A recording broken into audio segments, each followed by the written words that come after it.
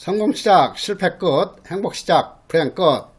지금 여러분들은 이제 성공의 길로 쭉쭉 나가고 있죠. 우리가 지난 시간에 공부했던 것이 그 쇼와 맥케이의 사회 해체 이론에 관한 연구와 관련해서 이제 그 기초가 되는 동심원지대 이론까지 공부를 했었어요. 그런데 우리가 지금 나아갈 길이 아무리 멀다 하더라도 지나온 길에서 챙겼던 것은 알뜰살뜰하게 다시 한번 챙기면서 나가야죠. 무조건 회독수만 늘린다고 해서 이 득점력이 높아지는 건 아니죠. 자, 그래서 지난 시간에 우리가 공부했던 내용들 중에서 다시 한번 복습해야 할 내용들 보고 넘어가도록 하자고요.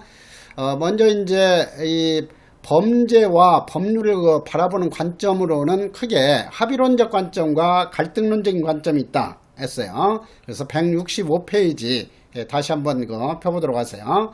165페이지에 있어서 이 합의론 하게 되면은 가장 핵심이 되는 것이 바로 5번의 내용이었어요.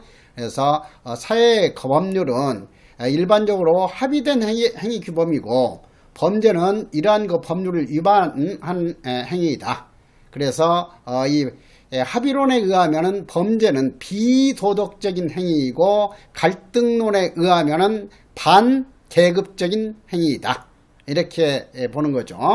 자, 그래서 합의론과 갈등이론의 그 차이점을 좀 이해하도록 하고, 그 다음에 이제 합의론 또는 그 구조 기능주의에 따르면은 이제 이 법 위반에 대한 어떤 그 통제에는 이 사회 구성원 모두에게 이익이 되고 사회 전체 사회에 기능적으로 작용하기 때문에 그러한 그 일탈적인 행위들을 규정하고 통제하는 규범에 대해서 사회 전체가 상당한 합의를 한 것으로 본다 하는 거예요. 그렇지만은 갈등론적인 관점에서 범죄라는 것은 반계급적인 그 행위이기 때문에 이 법을 위반하는 행위, 이것은 이제 이 사회 구성원 모두에게 해를 끼치는 행위가 아니라 바로 지배계급에게 해를 끼치는 행위에 불과하다고 보는 거죠. 그래서 그러한 그 차이점을 좀 이해하도록 하자 했었어요. 그 다음에 이제 갈등론과 관련해서는 그 7번과 8번 내용이 가장 핵심이 돼야 되는 내용이었죠. 자, 그래서 7번 보시면은 갈등 이론은 범죄 원인을 밝히는 데 그 초점을 두는 것이 아니라 형사법과 형사사법기관의 성격 그리고 그 불공정을 밝히는 데 중점을 둔다. 그래서 이제 합의론적인 관점에서 볼 때는 국가는 국민 모두에게 이제 공평하게 법을 적용한다. 이렇게 보는 거죠. 그렇지만 갈등론의 입장에서는 국가는 힘 있는 집단에게 이제 이익이 되게끔 법을 이렇게 제정 집행한다. 이렇게 보는 거죠. 자, 그래서 갈등론에 의하면은 범죄는 도덕성의 문제가 아니라 사회 경제적이고 정치적인 의미를 지닌 문제로 본다 하는 거죠.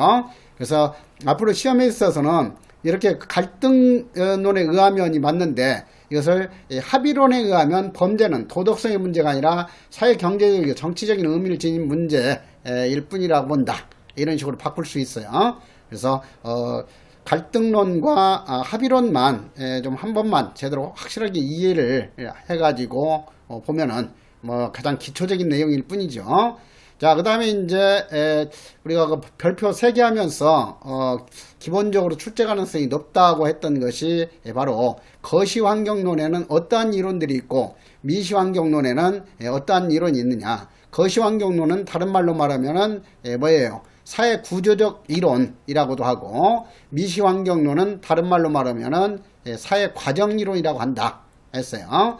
그래서 거시환경론 어느 경우에는 지난 시간에 공부했던 쇼와 맥케이의 사회 해체 이론이 바로 이런 그 거시환경론의 시작으로 볼 수 있다 했어요. 그리고 사회 해체 이론 내지 생태학적 범죄 이론의 범죄에 속하는 이론으로는 이 샘슨의 집합 효율성 이론이 있어가지고 오늘 공부하게 될 거예요. 그 다음에 이제 이 거시환경론으로서는 이런 그 사회 해체 이론, 그 다음에 이제 아노미 이론도 오늘 공부하게 되겠죠. 그래서 이 아노미 이론을 대표하는 것이 바로 머튼의 아노미 이론이다.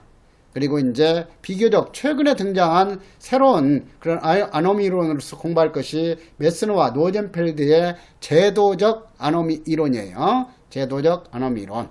그 다음에 범죄적 하이문화 이론으로는 코엔의 비행적 하이문화 이론과 클로드와 올린의 차별적 기회구조 이론이 있다. 그래서 이제 이렇게 거시 환경론 내지 사회구조적 이론에 속하는 이론이 아닌 것을 고르는 문제가 출제될 가능성이 높아요. 그래서 이거 뭐 계속해서 이제 그 익혀둘 내용들이기 때문에 그 이론의 내용과 특징에 대해서는 아직 공부하지 않았지만은 이런 그 이론과 그 이론을 그 주장한 학자의 이름 정도는 이렇게 반복해 나갈 필요가 있어요. 그래서 그렇게 알아두고, 그 다음에 미시 환경론 내지 사회과정이론은 학습이론, 통제이론, 낙인이론 세 가지 이론이 있다. 이렇게 공부를 했었죠.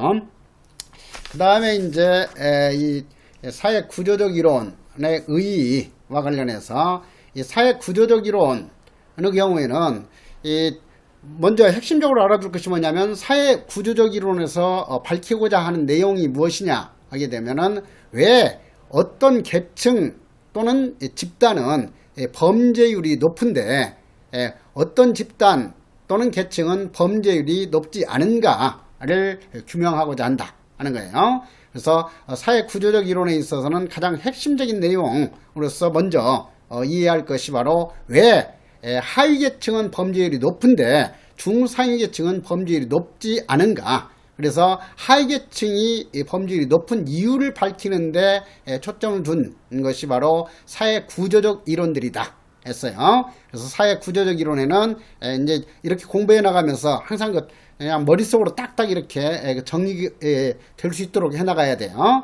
그래서 사회구조적 이론 하게 되면 방금 전에도 한번 훑어봤듯이 바로 사회 해체 이론 내지 생태학적 범죄 이론과 아노미 이론 그리고 하이문화 이론이 있다 하는 거. 그래서 이러한 이론들의 공통점은 왜 하위 계층 사람들은 중상위 계층 사람들에 비해서 범죄율이 높을까 하는 것에 대해서 규명하는 거죠. 그래서 사회 해체 이론은 그냥 그 예습 삼아서 한번 유추적으로 공부를 하는 거예요. 그러니까 사회 해체 이론에 있어서는 왜 하위 계층 사람들이 범죄율이 높을까 하게 되면은 하위 계층 사람들은 주로 해체된 지역에서 살아가기 때문이다 하는 거예요. 그래서 해체의 정도가 높으면은 그만큼 범죄율이 높아진다 하는 거. 그 다음에 이제 뭐 아노미론 하게 되면은 바로 이 아노미 이 상황에 처하기 때문에 중상위 계층에 비해서 하위 계층 사람들은 아노미적인 상황에 처하는 경우가 많기 때문에 그걸로 인해서 범죄율이 높아진다 이렇게 보는 거고, 그 다음에 하이문화 이론은 바로 이 건전하고 도덕적인 그런 이 주류 문화와는 달리 하위 계층 사람들은 이 열악한 환경 조건에서 바로 범죄적인 하위 문화에서 이렇게 사회화되는 경우가 많기 때문에 그런 범죄적인 하위 문화에서 살아가는 범죄적 하위 문화에서 사회화가 되는 그런 하위 계층 사람들은 중상위 계층에 비해서 범죄를 많이 범할 수밖에 없게 된다. 이렇게 분석하는 거죠. 자, 그래서 이 사회 구조적 이론은 하위 계층이 이 높은 범죄를 보이는 이유를 분석하고자 하는 이론이다. 그래서 이제 앞으로 공부하겠지만은 논리적으로 이 사회 구조적 이론은 중상위 계층의 범죄는 적용하기 어려운 이론이다. 그러니까 사회 구조적 이론 내지 이 거시환경론은 중상위 계층의 범죄를 밝히는 데는 이 가치가 떨어진다 하는 거예요. 그래서 그러한 전체적인 맥락을 좀 이해해 볼 필요가 있어요. 자, 그래서 다시 한번 이 사회 구조적 이론 하게 되면은 거기 167페이지에 있어서 맨 위에 범죄에 관한 사회 구조적 이론은 사회 구조의 모순과 문제점에서 범죄와 비행의 원인을 찾고자 하는 이론이다 하는 거예요. 그래서 사회 구조적인 모순 하게 되면은 한마디로 말해서 하위 계층과 중위 계층, 상위 계층으로 이 계층 구조화가 되는데, 이 중상위 계층 사람들은 합법적이고 제도적인 방법을 통해서도 돈 벌기가 쉬운데 하위계층 사람들은 배운 것도 없고 가진 것도 없기 때문에 합법적이고 제도적인 그 수단을 통해서는 돈 벌기가 어렵다 하는 것이 바로 사회 구조의 그 모순과 문제점이라고 할 수 있는 거예요. 자, 그래서 그러한 그 이유 때문에 우리 사회에서 하위계층 사람들은 중상위계층 사람들에 비해서 일반적으로 범죄를 많이 행하게 된다 하는 거죠. 자, 그래서 이 사회 구조적 이론의 그 기초가 되는 것이 구조 기능주의 또는 합의론이다 하는 거죠. 그래서 이 사회 구조 기능주의 입장에서 볼 때 이 구조 기능주의에 있어서는 그런 범죄를 어떻게 보는가. 자, 거기 네 번째 줄 보세요.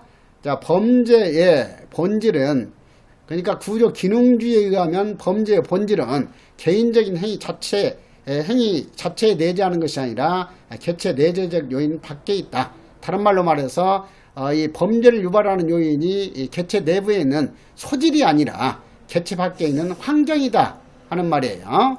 자, 그래서 이 구조 기능주의 입장에 있어서는 뭐 개개인의 어떤 그 생물학적인 요인과 관련해서 예를 들면은 뭐 전두엽이 제대로 이렇게 발달되지 않으면은 이 전두엽이 이제 어떤 거 공격 충동이라든가 이런 것을 제대로 이렇게 조절하지 못하기 때문에 그런 거 결함이 있는 사람들은 폭력 범죄를 많이 행하게 된다라든가 이런 것에 대해서 이제 밝히고자 하는 것이 생물학적 이론이죠. 그 다음에 이제 뭐 사이코패스처럼 뭐 죄책감도 없고 이제 잔인한 그런 거 성격을 지닌 사람들은 일반적으로 그런 거 이렇게 연쇄 살인범과 같은 그런 거 범죄도 많이 행하게 된다. 그래서 이런 거 범죄의 원인을 개체 내부에 있는 생물학적 요인이나 심리학적인 그런 거 요인에서 찾고자 하는 것이 아니라 사회 구조적 이론도 환경 이론이기 때문에 개체 밖에 있는 그런 거 요인에서 범죄의 원인을 찾고자 한다 하는 거죠. 자, 그래서 사회 구조적 이론은 방금 전에도 살펴봤듯이 이런 계층의 그런 거 불공정한 그런 그 상황을 좀 더 해소시키기 위해서 빈곤 문제를 해결하고 그 다음에 하위계층 사람들에게 복지 정책을 펼쳐가지고 이제 합법적인 수단과 기회를 많이 제공해주는 그러한 대책이 필요하다 하는 거죠. 그래서 그러한 그 측면에서 좀 이해를 할 필요가 있어요.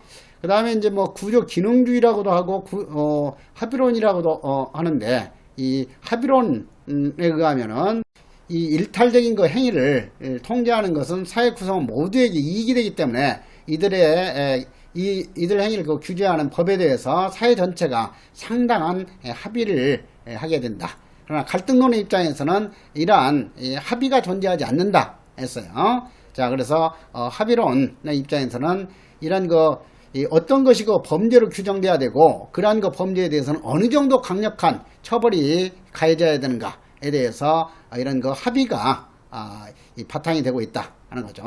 그래서 따라서 이러한 규범 내지 법률 이런 사회 구성 모두에게 정당한 것으로 인식되는 것이지 일부 계층이나 집단에게만 정당한 것으로 이렇게 받아들여지는 게 아니다 하는 거죠. 일부 집단과 계층에 의해서만 정당한 것으로 법률이 받아들여지는 것이 바로 갈등론적인 그런 관점이다 했어요.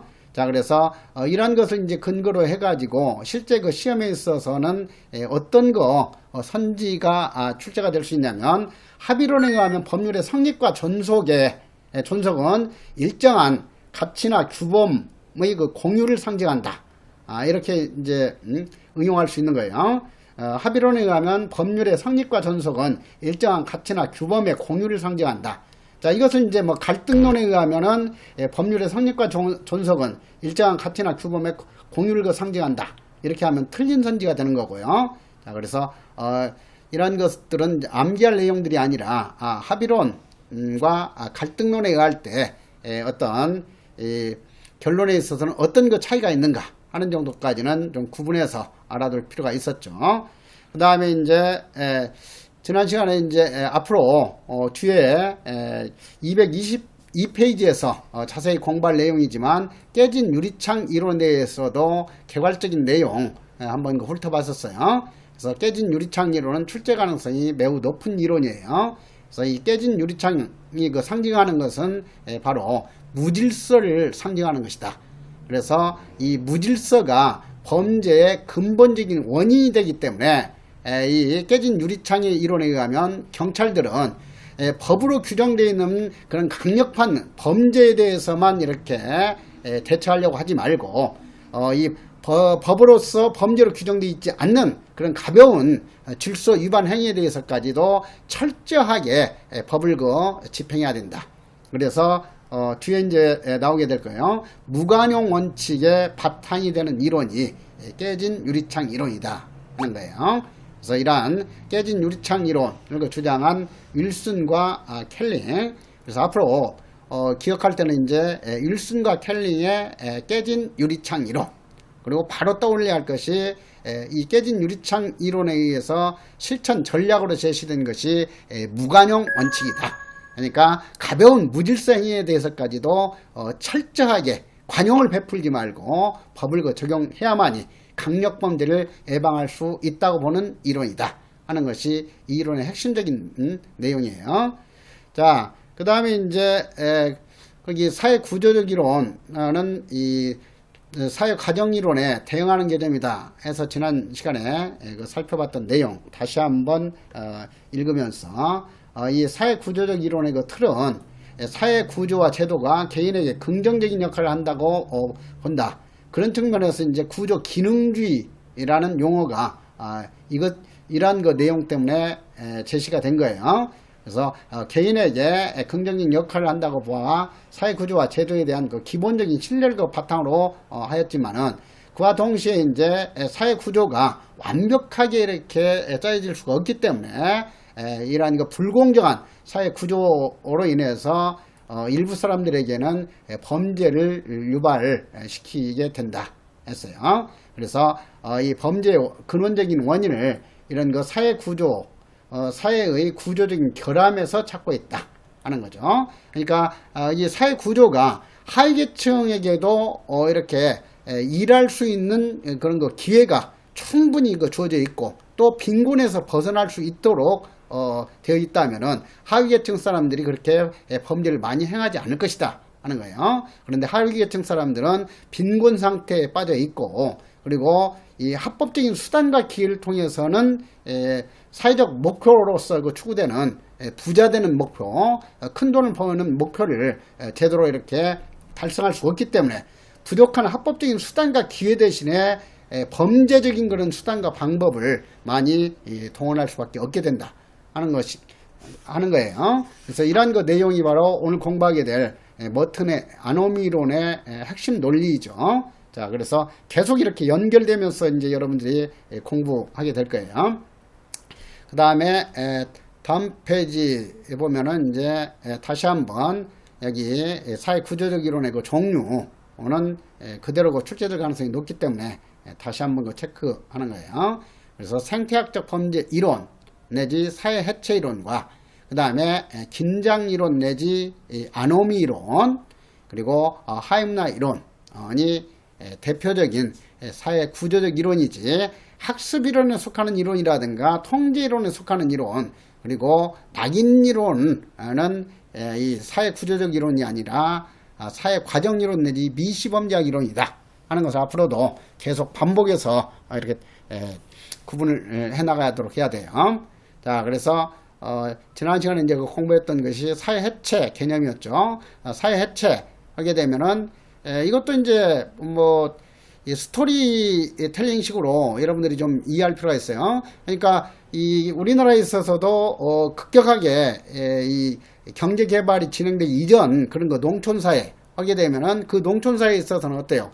그 농촌에 뭐 50가구에서 뭐 100가구가 산다 하더라도 그 지역 주민들이 뭐 아주 돈독하게 그렇게 이렇게 유대가 맺어져 있기 때문에 어느 집에 이제 뭐 쌀이 어느 정도 있고, 뭐 그 식구들의 그 성향은 어떻고, 뭐 그런 것 다른 사람들의 어떤 그 사정까지도 그냥 속속들이 아주 잘 알고, 또 나무 집 아이들일지라도 어떤 그 못된 행동을 한다든가 하게 되면은 훈계해주고 바르게 이끌어주고 이렇게 하는 거죠.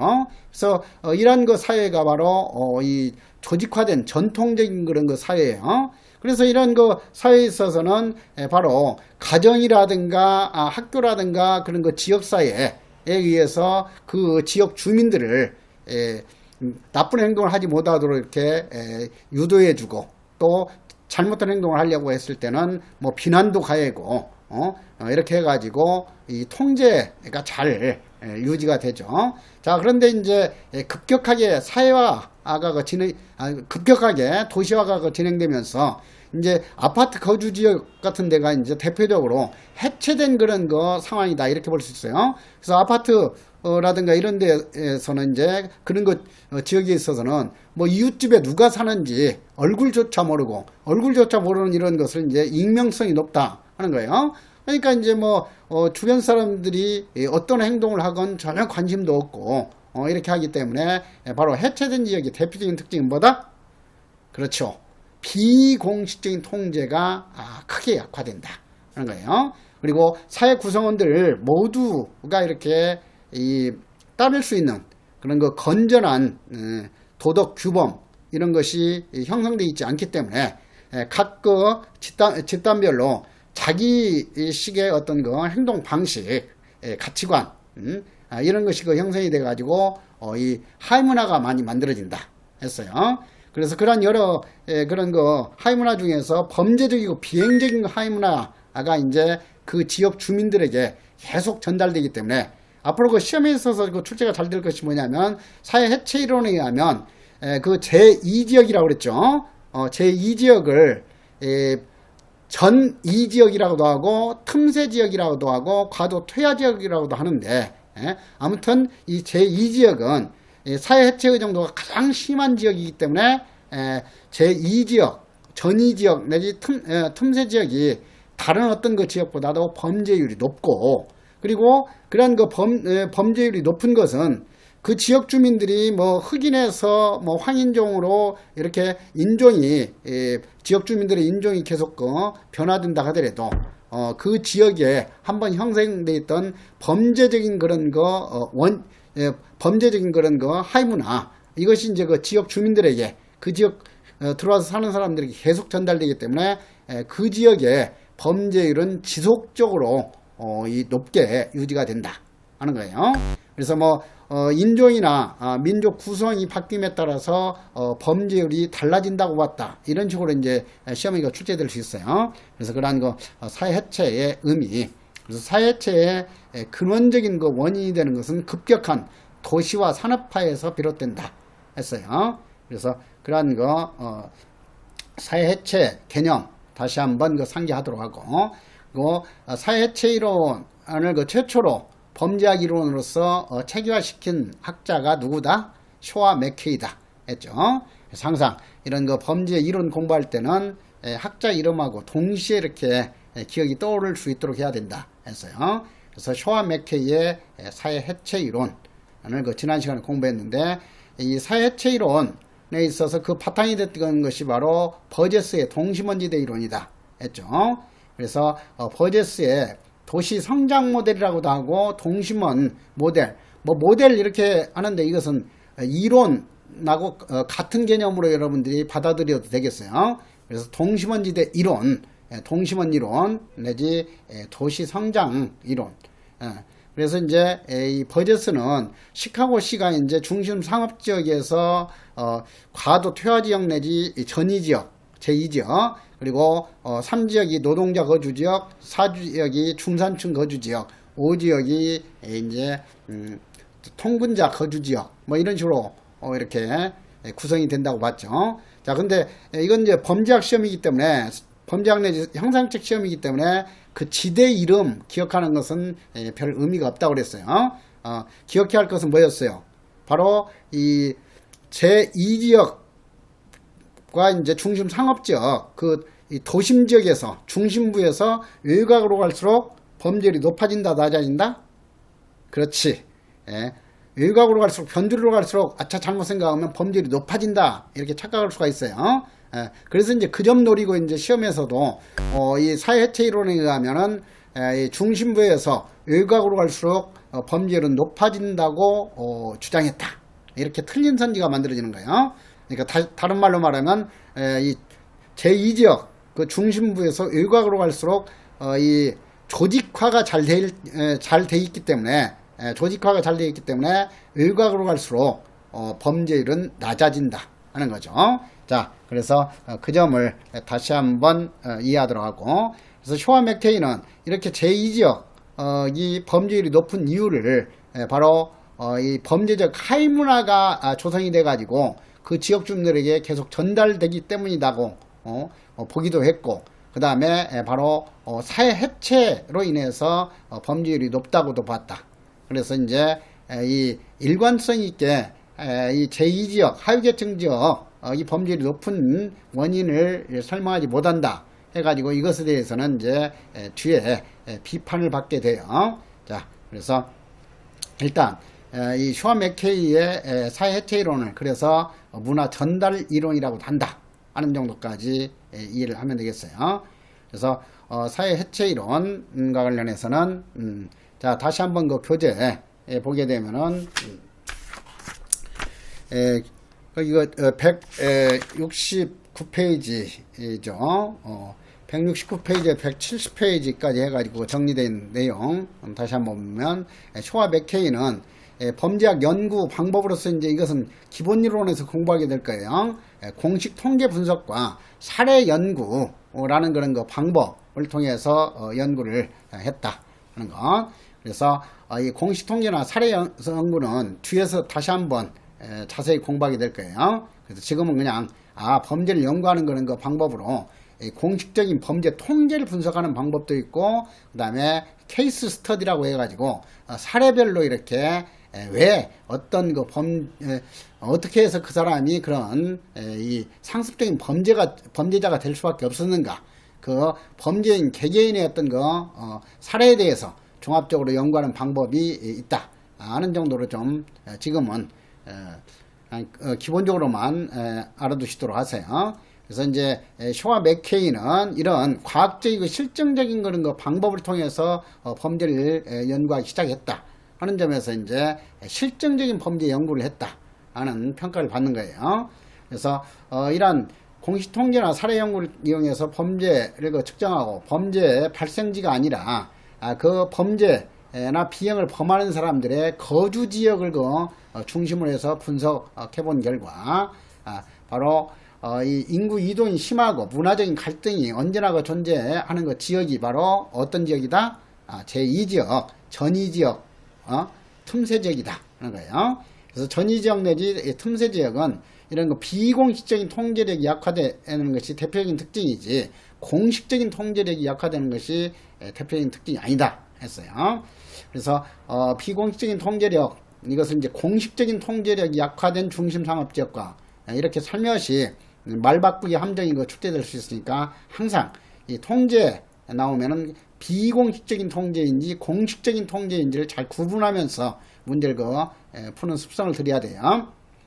그래서 이러한 과도적인 지역이, 그래서 도심에서 가까울수록 비행이 많이 발생하고, 도심에서 멀어질수록 비행 발생이 적어진다. 이것이 지문으로 그대로 출제가 될 수 있기 때문에 밑줄까지 그어가지고 강조를 해놨어요. 그래서 그 점은 한 번만 제대로 이해하시면 되겠어요. 그 다음에 이제 이들은 이런 현상은 사회 해체와 깊은 관련이 있고, 다시 말해서 이렇게 이 제2지역은 주로 이제 하위계층 사람들이, 아주 가난한 그런 하위계층 사람들이 이제 거주하는 지역이에요. 그러니까 해체가 심한 지역에서 살아가는 그 하위계층 사람들이 범죄율이 높은 이유는 바로 이 사회 해체 때문이다. 사회 해체의 정도가 심하기 때문이다 하는 거죠. 그리고 어떤 지역의 사회 해체의 정도, 이것이 이제 생태학적인 그런 상태라고 할 수 있어요. 그래서 이러한 생태학적인 특성과 범죄 관련성을 분석한다 해서 생태학적 범죄 이론이라고도 한다 하는 거예요.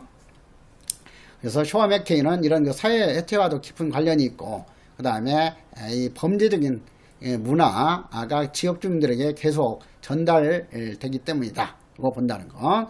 자, 그래서 이것과 관련해서 아까 강조했듯이 지역 거주민의 인종과 민족이 바뀌었을 때에도 해당 지역의 범죄율은 변함없이 지속적으로 높게 나타난다 하는 거예요. 그래서 이걸 가지고 이제 뭐 틀린 선지로 지역 거주민의 인종과 민족이 바뀌었을 때 해당 지역의 범죄율도 함께 변한다고 한다. 이런 식으로 바꿔서 틀린 선지가 만들어질 가능성이 매우 높아요. 자, 그래서 여기에서 확실하게 핵심적인 것은 그 제2지역은 그 지역에 이제 유태인이 주로 거주할 때도 범죄율이 높았고, 그 뒤에 흑인들이 주로 거주할 때도 범죄율이 높았고, 그 다음에 중국계 황인종이 그 지역에 거주할 때도 지속적으로 이렇게 범죄율이 높더라 하는 거예요. 그래서 그 사회해체론가들은 이렇게 그 지역 주민들의 구성이 바뀐다 하더라도 그 지역에 범죄 유발적인 그런 그 요인이 그대로 계속 계승이 되기 때문에, 유지가 되기 때문에 그 지역은 계속해서 범죄율이 높게 나타난다 하는 거예요. 자, 그래서 그 점을 좀 이해하도록 하고요. 그래서 그 쇼와 맥케이 그 사회체 이론의 그 대표적인 성과는 도시의 생태적인 환경이 범죄에 그 영향을 미치는 중요한 요인이 되는 것이지, 개인적인 어떤 그 열등성이나 심리적인 이상 때문에 범죄율이 높은 것이 아니다 하는 사실을 발견했다는 거예요. 그래서 이들의 그 연구는 지역의 자기 규제, 그 지역이 아까 말했듯이 이제 뭐 농촌, 잘 조직화된 농촌 지역 같은 경우는 나무 자식일지라도 누가 어떤 그 나쁜 행동을 할지라도 비난을 가하고 가서 뜯어 말리고 때로는 꾸중도 하고, 이렇게 해서 비공식적인 통제가 잘 작동이 되지만은 해체된 지역에 있어서는 비공식적인 통제가 제대로 작동되지 않기 때문에 그 지역에서는 쉽게 그런 그 일탈이나 범죄를 행하게 된다 하는 것을 분석했다는 거죠. 자, 그래서 그 점을 이해하도록 하고, 그 다음에 이제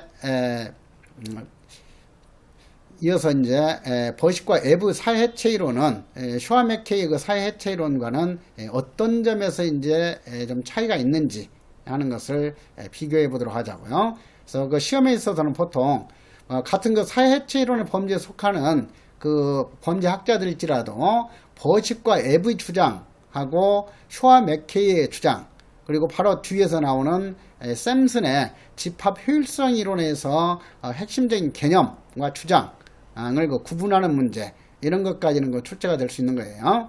자, 그러면은 잠시 쉬었다가 버식과 에브의 사회 해체 이론부터 오늘 그 진도 나가도록 하자고요.